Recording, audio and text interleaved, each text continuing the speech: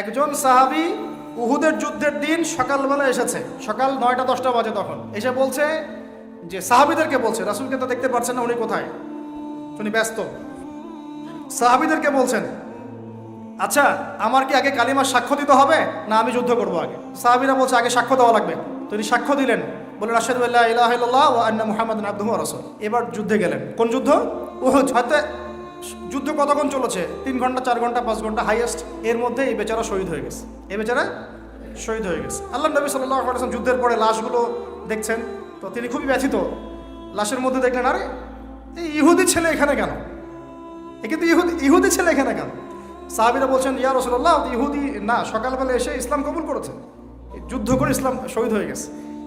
আল্লাহ নবী বললেন যে, বাক্যটা মনে রাখেন, আল্লাহ নবী বলছেন আমিলা কলিল, সে অল্প আমল করলো, বা উজিরা কাসীর, সে অনেক বড় নিয়ামত পেয়ে গেল।